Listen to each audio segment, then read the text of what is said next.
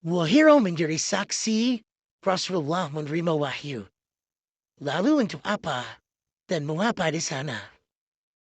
Bismillahirrahmanirrahim. Assalamualaikum warahmatullahi wabarakatuh. Alhamdulillah, wassalatu wassalamu ala rasulillahi wa ba'd. Alhamdulillah, pada kesempatan kali ini kita ingin mengupas sedikit tentang bagian daripada awal-awal munculnya Islam. Bagaimana Rasulullah SAW itu sejak masa kanak-kanak hingga beliau dewasa, bahkan hingga mencapai umurnya 40 tahun, belum diangkat sebagai Rasul. Padahal tanda-tanda kenabian itu sudah sedemikian banyaknya. Namun wahyu pertama itu tidak langsung datang. Dan ini menjadi pelajaran yang sangat berharga buat kita semua, bagaimana Allah menjadikan Nabi Muhammad itu by proses untuk mendapatkan predikat sebagai Nabi dan Rasul itu tidak disiapkan dalam waktu yang singkat. Tapi bagaimana Allah menjadikan Muhammad ini sebagai sosok yang layak di dalam fase yang tidak sebentar. Dan bahkan Allah telah menyiapkan Nabi Muhammad SAW sejak kanak-kanak sampai Rasulullah dewasa. Itu merupakan tahapan yang penting yang dilalui sebelum beliau menjadi Rasul. Di dalam sejarah kita ketahui bahwasanya banyak kejadian penting yang dialami oleh Rasulullah SAW. Di antaranya yang pertama adalah bahwasanya Rasulullah SAW pernah dibelah dadanya. Hal itu terjadi ketika Rasulullah masih kanak-kanak. Ketika beliau di dalam pengasuhan Halimatus Sa'diyah, ada malaikat yang datang menghampirinya, membelah dadanya, mengeluarkan hitam kotoran yang merupakan ikatan-ikatan dari syaitan, kemudian dicuci, dibersihkan dengan air zam-zam, sehingga syaitan itu tidak lagi membelenggu Nabi Muhammad SAW. Wa ma yantiqu 'anil hawa in huwa illa wahyu yuha. Rasulullah itu tidak berbicara kecuali itu adalah wahyu, kecuali itu adalah tuntunan dari Allah Ta'ala, dan tidak keluar dari dirinya itu salah satu hawa nafsu. Ini merupakan kejadian yang begitu besar di dalam sejarah Rasulullah SAW, dan ini merupakan penyiapan dari Allah sebelum diangkat menjadi Nabi. Kemudian kejadian yang lainnya adalah kejadian tatkala malaikat Jibril itu datang menghampiri Nabi Muhammad. Jadi Rasulullah begitu dipahami oleh penduduk Makkah, beliau memang memiliki sifat-sifat yang tidak biasa, yang tidak ada pada manusia yang lainnya. Makanya dijuluki dengan gelar Al-Amin. Karena Rasulullah memang sangat spesial. Dan ketika Rasulullah mencapai usia 40 tahun, itu disebutkan di dalam hadis bahwasanya yang mengawali wahyu turun itu adalah ar-ru'ya as-salihah.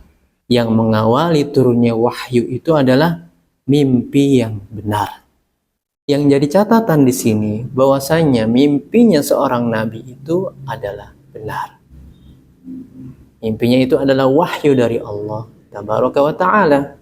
Dan mimpi manusia biasa itu bisa saja benar, bisa saja itu ada dalam campur tangan syaitan. Nah, ini awal kali Rasulullah SAW sebelum menerima wahyu itu sering bermimpi dengan mimpi kenabian. Dan sesungguhnya mimpi Rasulullah ini mimpi yang sangat jelas, yang sangat terang. Jadi tanpa ada keraguan, makna di dalam mimpi tersebut adalah penunjukan beliau sebagai seorang nabi dan rasul. Ini sejelas subuh itu datang, sejelas pagi itu terbit dan sebagainya. Jadi sudah tidak ada lagi yang ragu di sini. Di saat seringnya Rasulullah itu didatangkan dengan mimpi, kemudian Rasulullah Shallallahu Alaihi Wasallam mulai sering untuk pergi ke Gua Hira. Di Gua Hira ini Rasulullah melakukan khala, summa hubbiba ilaihil khala, kemudian Rasulullah itu jadi atau dibuat mencintai dengan khala, yaitu bertahannus di sini. Yang kita pahami bahwasanya tahannus ini merupakan bagian dari ajaran Nabi Ibrahim yang masih tersisa pada waktu itu. Karena jarak dari Nabi Ibrahim ke Nabi Muhammad itu sangat jauh sekali. Atau ke Nabi sebelumnya, kalau kita lihat ke Nabi Isa alaihissalam, jarak antara Nabi Isa ke Rasulullah SAW itu kurang lebih ada 6 abad atau 600 tahun. Berarti fatrah atau jarak yang begitu panjang. Kosong, tidak ada kenabian di sana, tidak ada risalah. Makanya keadaan negeri-negeri seperti Makkah dan negeri yang lainnya itu memang berada di titik paling jahiliyah sebelum Nabi Muhammad itu diutus. Dan tidak ada malaikat yang diturunkan untuk menyampaikan wahyu selama kurun 6 abad lamanya. Lalu Rasulullah SAW dibuat oleh Allah mencintai khala, berdiam diri di dalam gua. Dan ini bukan hanya berdiam diri biasa, bukan bermeditasi, tapi Rasulullah itu melakukan tadabbur, mengingat akan kebesaran Allah. Kemudian Rasulullah di situ mungkin mengagungkan Allah.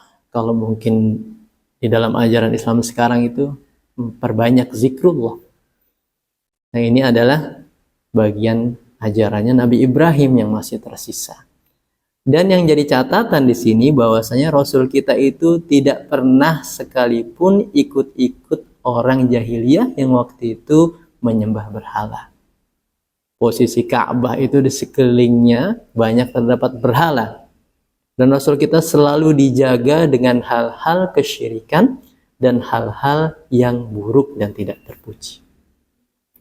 Rasul mencintai atau Rasul berdiam diri di Gua Hira selama beberapa waktu, membawa bekal yang secukupnya untuk dipakai beberapa hari. Ketika bekal itu sudah habis, Rasul kembali pulang ke rumah Khadijah untuk mengambil bekal yang baru, untuk mendapatkan semangat yang baru dari istri tercinta. Kemudian datang lagi ke Gua Hira. Hal itu dilakukan terus-menerus. Dengan tujuan apa? Ingin mencari kebenaran, ingin mentadabburi Allah, ayat-ayat Allah, dan ingin mencari kebenaran tentang risalah di dalam mimpinya itu. Ada ulama yang menjelaskan bahwasannya yang dilakukan Rasul ini ketika bulan Ramadan. Dan ini bukan 1-2 hari Rasul menunggu datangnya wahyu yang pertama. Bisa berlangsung amat lama karena disebutkan di dalam hadis Rasulullah mengambil bekal ke rumahnya yang kurang lebih jaraknya itu 4 km. Kalau mudah-mudahan kita diberi kesempatan untuk melakukan umrah ataupun haji, kemudian kita bisa menapak tilas dari sejarah Rasulullah, bagaimana posisi tempat tinggal beliau yang dekat dengan Ka'bah, kemudian beliau harus pergi ke Gua Hira yang jaraknya 4 km. Nanti kita bisa menyaksikan itu usaha yang bukan sembarangan, usaha yang betul-betul. Nah, jarak 4 km kalau kita berjalan kaki sangat jauh. Nah, ini Rasulullah lakukan bolak-balik sedemikian lamanya dan berkali-kali menunggu wahyu itu datang dan tidak kunjung datang. Lalu tiba-tiba Allah Subhanahu wa taala mengirimkan malaikatnya Jibril alaihi salam di dalam bentuk manusia yang tiba-tiba datang masuk ke goa. Coba kita bayangkan, ketika di dalam goa kita sendirian, tiba-tiba ada seseorang yang masuk ke dalam goa. Kemudian tiba-tiba berkata, "Iqra," bacalah. Kira-kira bagaimana perasaan kita? Mungkin kita ada rasa takut, mungkin ada rasa khawatir, apakah dia punya niat baik atau jahat. Ini mungkin pikiran yang muncul. Meskipun begitu, kondisi gua pada zaman dahulu itu memang dijadikan tempat bagi masyarakat umum apabila ingin istirahat, ingin berteduh, ingin bermalam. Jadi memang gua itu tempat yang biasa dipakai untuk manusia dan siapapun bisa keluar, bisa masuk. Cuman ketika ada seorang yang datang tiba-tiba langsung menyuruh kita untuk bacalah, mungkin kita akan kaget. Nah, inilah yang dirasakan Rasulullah SAW pada waktu itu. Malaikat Jibril datang dengan bentuk manusia, memerintahkan Rasulullah untuk membaca. Maka spontan Rasulullah menjawab, "Ma ana biqari." Di sini ada beberapa penjelasan tentang kalimat ini. Yang pertama adalah, saya ini tidak bisa membaca, saya ini buta huruf. Atau penjelasan yang kedua adalah, apa yang harus saya baca? Lalu kemudian malaikat Jibril itu datang mendekati Muhammad, memeluknya, memegangnya, sambil menutupi badannya sampai Rasul kita itu benar-benar tidak kuasa lagi untuk menahannya. Lalu kemudian berkata lagi, "Iqra." "Ma ana biqari." Apa yang harus saya baca? Lalu malaikat kembali memegangnya, memeluknya, menutupinya dengan begitu kuat sampai batas kekuatan manusia yang wajar.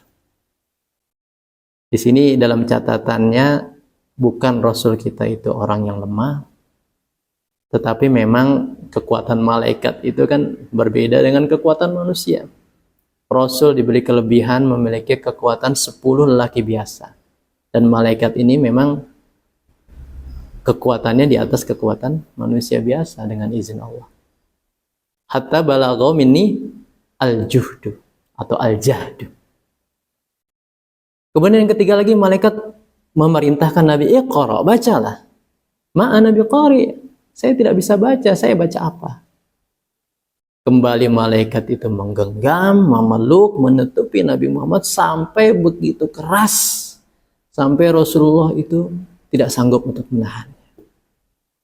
Baru kemudian malaikat melanjutkan, "Iqra bismi rabbikal ladzi khalaq."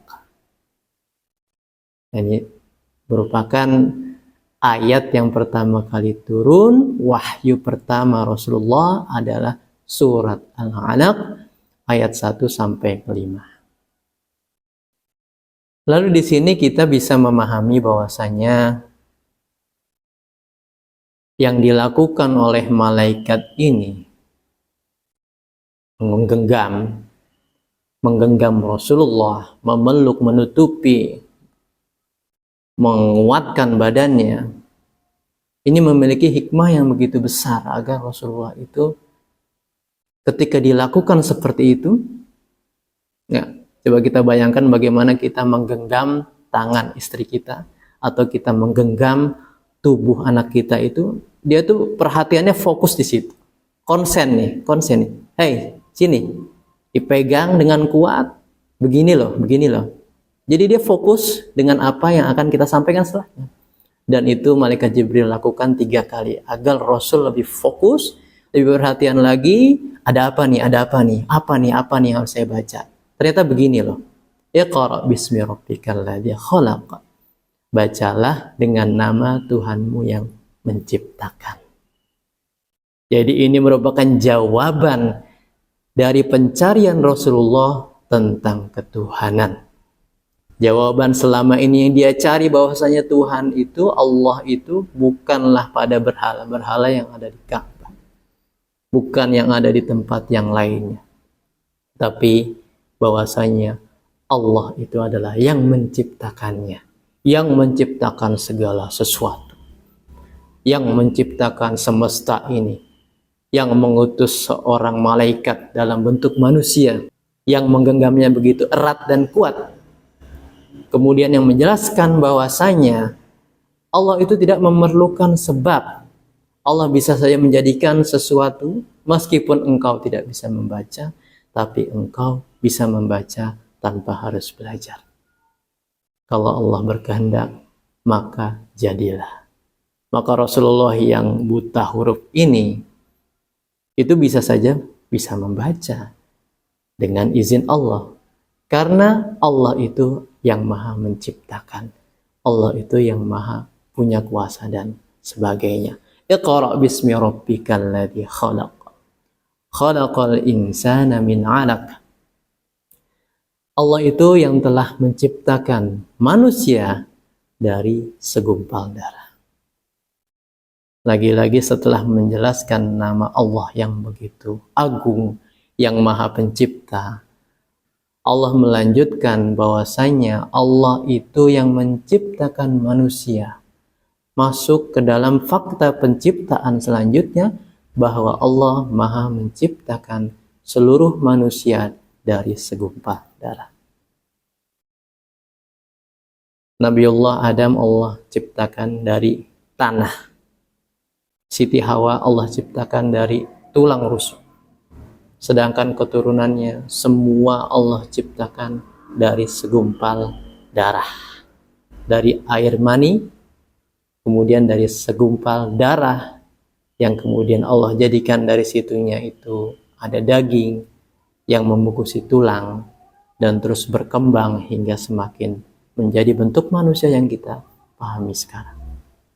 Tentu ini kita diperintahkan untuk mentadabburi fakta penciptaan bahwasanya tidak ada yang dapat melakukan hal ini kecuali dialah yang maha pencipta, dialah Allah tabaraka wa ta'ala. Mungkin ini yang dapat kita sampaikan. Semoga di pertemuan selanjutnya kita bisa menggali lagi tentang tafsir, tentang sirah nabawiyah, awal-awal munculnya Islam dan awal-awal datangnya wahyu kepada Rasulullah sallallahu alaihi wasallam. Assalamualaikum warahmatullahi wabarakatuh.